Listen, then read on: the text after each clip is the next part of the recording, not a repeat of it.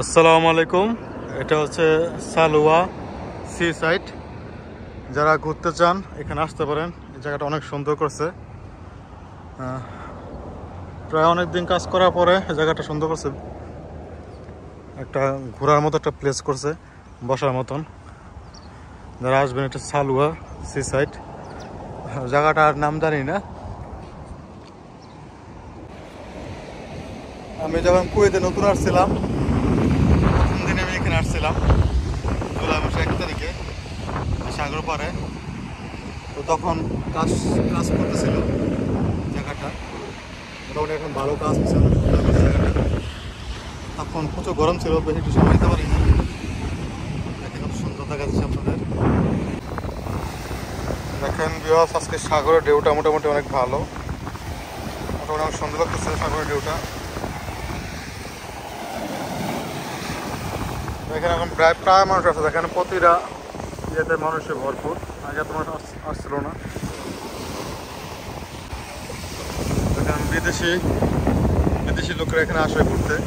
এখানে প্রায় বিদেশি লোক এখানে ভাড়া থাকে, তাদের বাচ্চাদের নিয়ে আসে এখানে ঘোরার জন্য।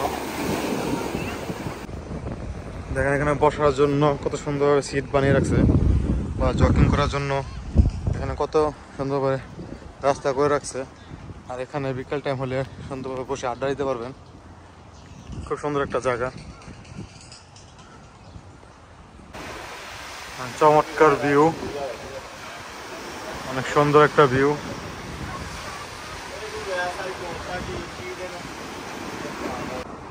আসলে মিডল ইস্টে তেমন গাছ নাই, শুধু খেজুর গাছ আছে, খেজুর বাগান আছে। এগুলো দিয়েই খুব সুন্দরভাবে সাজানো থাকে পার্কগুলা।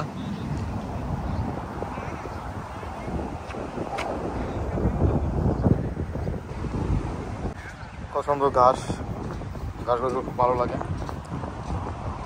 আর খেজুর গাছগুলোর মধ্যে দেখেন খেজুরের ফুল আসতেছে, মোটামুটি সবগুলো খেজুর ফুল আসতেছে। আর এখানে গাড়ির পার্কিং করা খুব সুব্যবস্থা আছে, যথেষ্ট পরিমাণ জায়গা আছে গাড়ি পার্কিংয়ের জন্য। আর রেস্ট করার জন্য সুন্দরভাবে জায়গা বেঞ্চ দিয়ে দিছে। মোটামুটি অনেক অসাধারণ লাগতেছে এই জায়গাটা। এটা হচ্ছে বাস স্টপ। যারা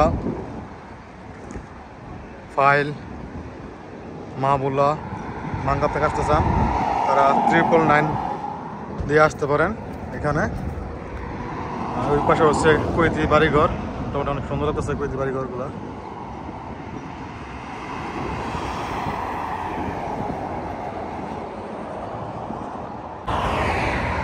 তো সবাই ভালো থাকবেন, আশা করি যারা যাদের ঘুরতে ইচ্ছা হয় অবশ্যই এখানে আসবেন। আসসালামু আলাইকুম।